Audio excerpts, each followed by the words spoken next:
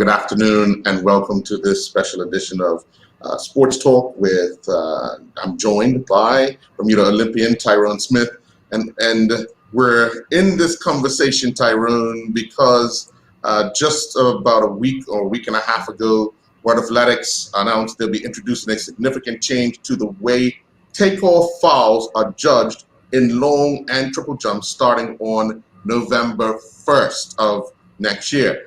Now, there's been a lot of talk around the judging of takeoff and how they're measuring and so forth. They've introduced so much technology when it comes to the major festivals and even the international events. But looking at it, it's another change to what I'm looking at. It kind of adds a little more confusion. What do you think? Absolutely agree. Tons of confusion, ambiguity. To your point, Earl, they've added a lot of technology to the top levels, to the Olympics, to the World Championships, to the Diamond League. But 98% of athletics, track and field, is not performed on such a big stage. I qualified for the London Olympics at a small meet at Rice University in Houston, Texas, with just volunteers. Then all they had was a fully automatic timing system for the sprints. There wasn't anything for us. So you have to take that into account, that not everyone has access to technology like that.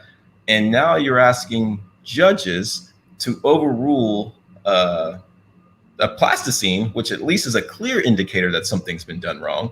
And you're using the human eye, which, it's got to be one of the most unreliable things that we could use. So it's very confusing. I'm not sure as to what the rationale was behind it. Ambiguity, more confusion, more opportunity for the person who jumped the furthest not to win. Yeah, looking at it, because I can see athletes actually asking to see the board before it's put down, because each jump they put down a new board. So you're going to want to make sure that there's no marks on that board, that in the event that you do jump and it's a clean jump, but they say, no, it's over, you want to make sure that you're kind of getting that one look at that clean board as opposed to a already used board. That's kind of something that we've always had to consider on like the honor system, that when they're putting down a plasticine, that they've smoothed it out correctly, and that they know that every indentation on there is from the tool that they've used to make it smooth and not from my shoe or from your shoe. So that's already an issue and already something that we've had to think about. But now you're saying, okay, we're going to have this plasticine, but even if you don't make a mark in it, it could still be a foul, because this judge we're trusting their eyes more than the physics. Now, I understand what they're saying. Sometimes you can see on camera that someone's toe just crosses over that plasticine, yes, but their shoe is designed in such a way, or their takeoff is in such a way, that it doesn't actually make an indentation. Well, my argument would be, what's more accurate? Obviously, at our World Championships, you can use a camera, but let's take that out of the equation. What's more accurate in the sense that in a world where you don't have a camera? A plasticine that has a pretty good chance, a highly reliable chance of there being a mark in it, or a judge's eye being measured to, you're trying to measure something to the millimeter. So, it could go both ways. It could be on either side of the equation, whether someone it was measured a foul, or it's ruled a foul, but it's not, or it was actually a foul, and both those scenarios, whether it was in favor of the athlete or against the athlete, both things can happen when you're relying on the human eye. Yeah.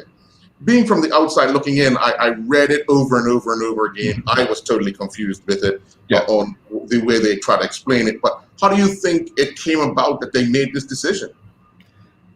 I would love to know the answer to that question, Earl, because time in and time again over the past 5 or 6 years in the long jump and the triple jump and in the field events in general, World Athletics, previously known as the IAAF, have been making changes to the way our event is officiated, regulated, or the spirit of the competition has been changed multiple times.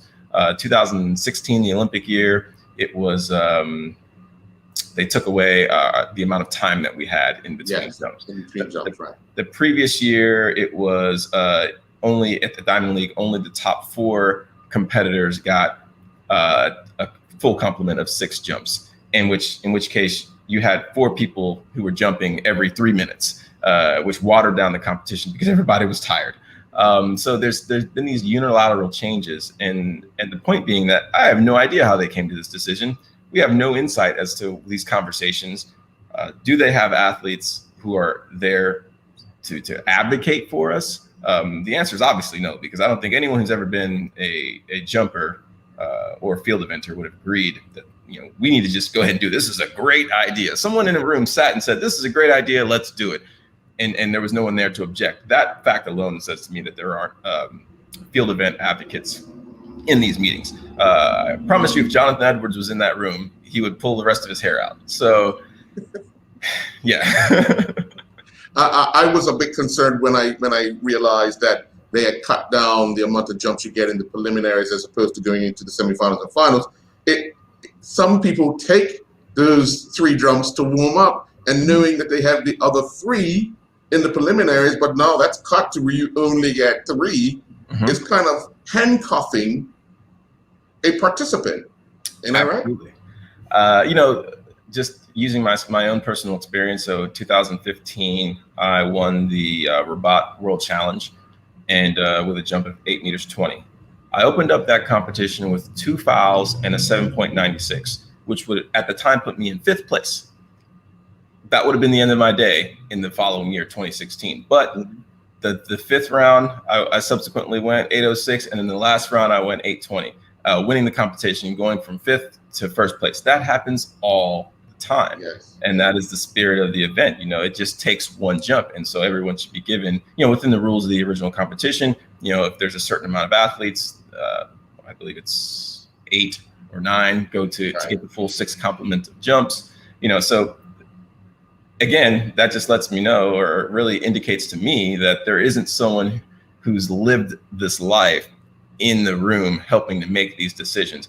And to be completely transparent, I mean, this has got to be the only professional sport where the governing body is able to make rules changes and competitions changes without consulting the athletes.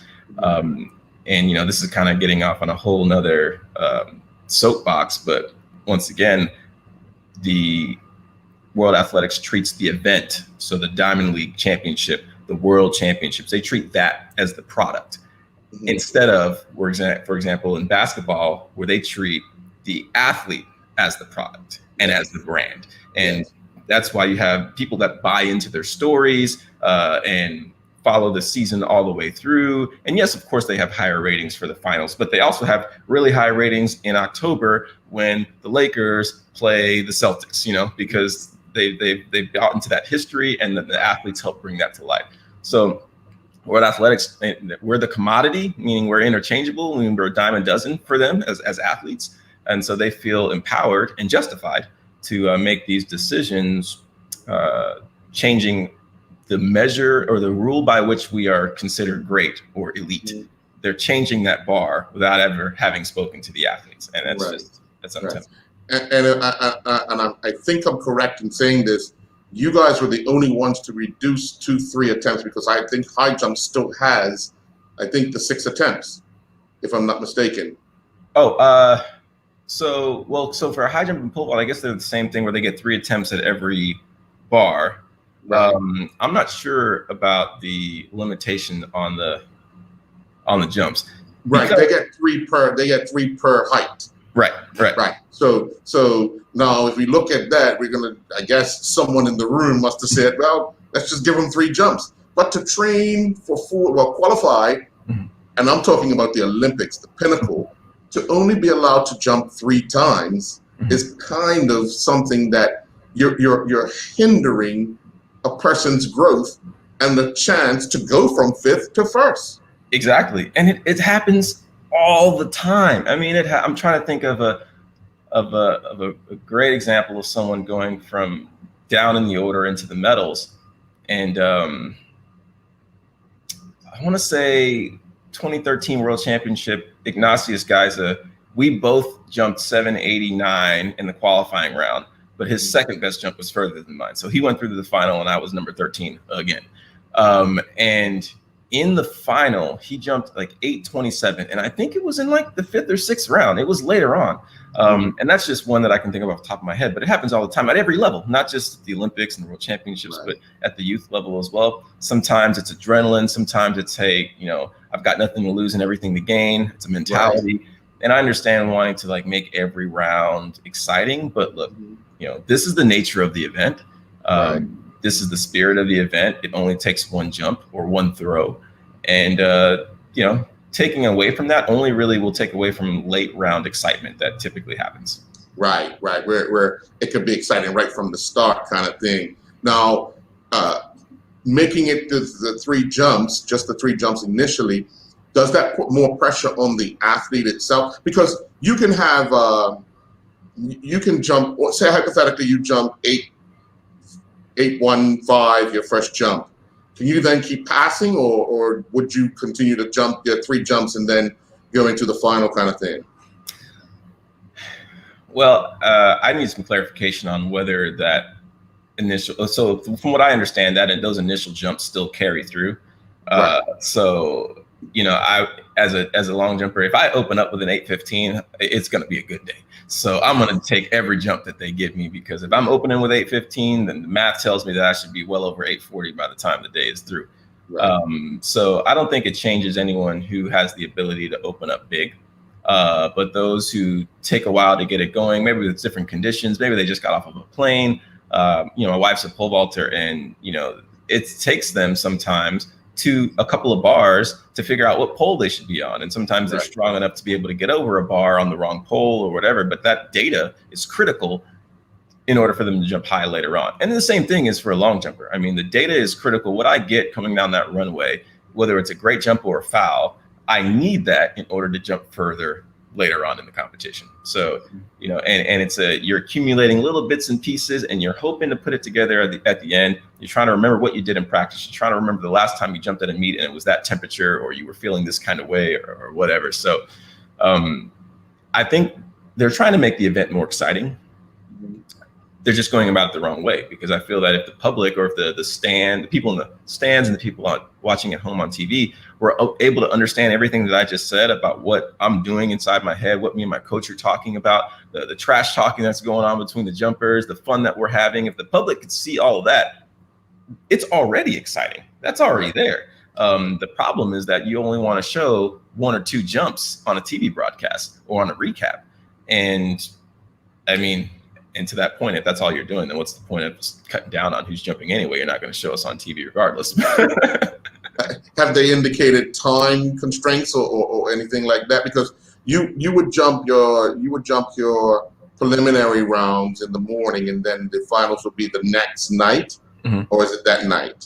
So it's been typically the next day, although there's some inequity there as well. So some events have had, like, sometimes the women will get 2 days off. Or the triple jump will get 2 days off, but the long jump will be back-to-back days or whatever. And so that is that's another kind of an inequality there for the long jumpers, because to be real, a 21-year-old might not have a problem with that, but a 36-year-old might have a problem with that. And that doesn't mean that the 36-year-old is any less likely to medal if given the right opportunity to rest and recover. So, you know, you train for it, but there is some continuity issues within the events, within the sport. Right.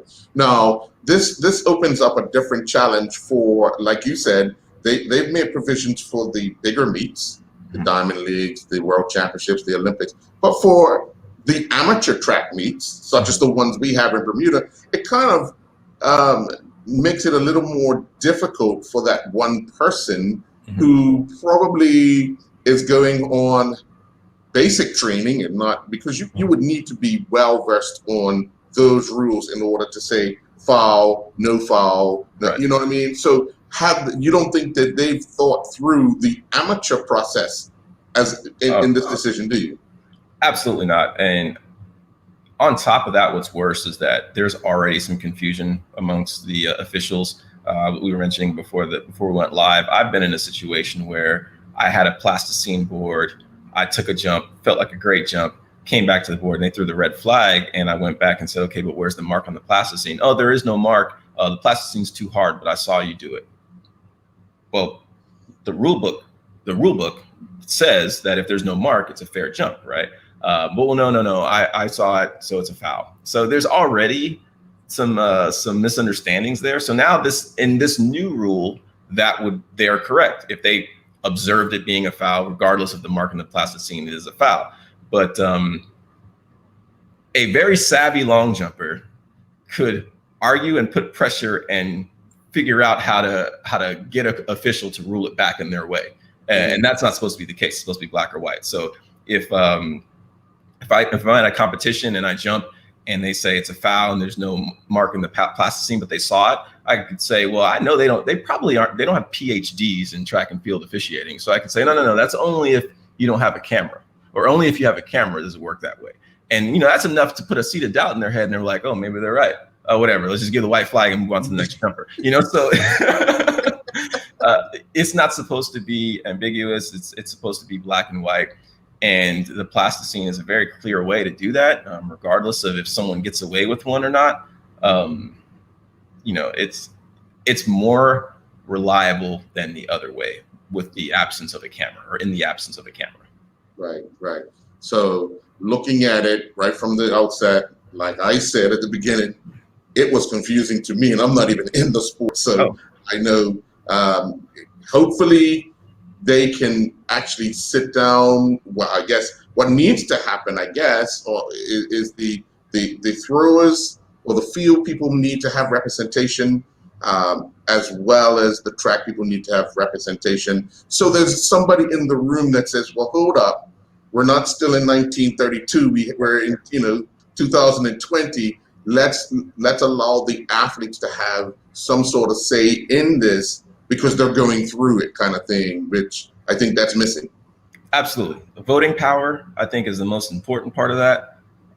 So voting power. And one thing I also wanted to mention was there's an element of safety to this. So I was reading it and it said there was a 1-inch raise on the foul board. Yes. 1-inch raise. So if I'm coming in at 11 meters a second and maybe I slide a little bit into the board, maybe I don't have a great plant, that 1-inch raise is enough to trip me up and have me rolling through the sand pit and eating sand. It happens sometimes already without a 1-inch raise. But 1 inch doesn't sound like a lot, but 2.5 centimeters is plenty, considering that our spikes are only 9 millimeters, so max length. So that's enough to potentially, especially at the youth level, when you're not a professional and proficient in all of this stuff, to perhaps be a safety issue. And I would like to know if they thought about that as well. Probably not, because I'm reading it all now, and it's even more technical for the high jumpers too. But yeah, that raising of the board actually becomes a health safety risk, like you said, because your toe can actually get stuck in the board. I mean, in front of the board as opposed to on the board, creating another problem. So if an athlete gets injured, who's responsible? It can't be always the athlete. If you've got a smooth runway, but now you've got this board that's protruding, how do you facilitate that? And also, so are we now saying that the only way a board can be legal is if I need to read more into the details, but does it have to have a 1-inch raise? If it doesn't have plasticine, can it be a flat board with a painted foul board? What kind of home cooking? Someone's at a meet where they have a 1-inch raised board and someone decides to go ahead and let them have that jump, and now they've got a 1-inch platform to jump off of. Doesn't sound like a lot, but it doesn't take a lot to get an extra 5-6 centimeters. So not at all. Yeah, and like you said, that's the difference between fifth and first. Exactly. It sounds a little half-baked. And it just feels like there should have been a lot more conversation. There could have been a poll. There's so many avenues of technology now to where they can engage the athletes. I mean, anyone who's in that room making decisions hasn't laced up a pair of spikes in probably at least a couple decades, or at least a decade. And and for jumpers, I just feel like there's no way there was a jumper in that room and they went through this decision. But yeah, it's we need voting power, we need representation, we need to not be a commodity, we need to be the product, we need to be the highlight of the sport. As you can see, when someone like Usain Bolt comes through and is so electrifying and engaged to the public, it raises the entire profile of the sport. But we can create the next Usain Bolt. We can create a whole bunch of them if we just give the public more access to the athletes, to their stories, get them emotionally involved and connected, just like we are with any other sport, from Formula One to golf. It's Usain Bolt was so great for our sport because he was electrifying, but we can manufacture that because we have great stories. We've got people who were homeless before. We have people from broken homes. We got people who are from rich families. Like everything that you would love for a reality show, we've got it in track and field. Yeah, definitely. Before we close, last week, the runway for the triple jump and long jump at the National Sports Center was named the Brian Wellman runway. Your thoughts on just Brian himself and being honored in that way? I mean, there's definitely no one who could have deserved that honor more than Brian. I mean, he paved the way for me. He's been there to help me and guide and mentor me throughout my career. I'm super happy for him. I'm salty because it means it won't be the Tyrone Smith runway anytime soon. But no, I was so happy to see that and finally see him getting the support and recognition that he deserves, because I feel like, honestly, he hasn't gotten all the support, recognition, and love that he deserves for what he did for athletics in Bermuda. Outside of our community, at least, everyone knows within the community. But I travel all around the world for track and field, and I've trained at his alma mater, University of Arkansas, because that's where my wife is at, and everyone always asks me about Brian. He's a great person, great personality, always willing to help, talk your head off for sure. But it all comes from a genuine place, and it's nothing but love. So I'm super happy for him as a friend. He's a mentor, he's a coach, and it's a proud moment for me to see Brian get that honor. All right. Well, I want to thank you for your time. Appreciate it. If any other things come up about this long jump, I'll be sure to get in touch with you, because you're gonna live through it. You're gonna do. You're looking to do 2021, and obviously it affects all those who have qualified and will qualify, and probably have to deal with it in one way or another. But hopefully the World Athletics takes another look at it and kind of does a survey with the athletes to see whether or not this is a viable and a way to move forward before we get to that pinnacle event, because you wouldn't want to go to that event and you get there and they've gotten no raise or raised and everybody's been training the other way, and so what you want a clear indication of how this is going to move forward. So absolutely, it seems like they don't want to learn from the past mistakes, though. They keep doing things and then walking them back. Hopefully one day we get to a point where there's a discussion before they put something in paper and commit it to the rule book. So all right, well, please tell your wife I said hello, and all the best with your next journey outside of the sport, and then once you get back into getting back into competing, because I know you're doing a lot of training, but everyone wants to compete every once in a while to get those juices flowing. So that's right. Yeah. So we'll talk to you soon. Okay. All right. Sounds good. Thanks a lot. All the best. Okay. Bye-bye.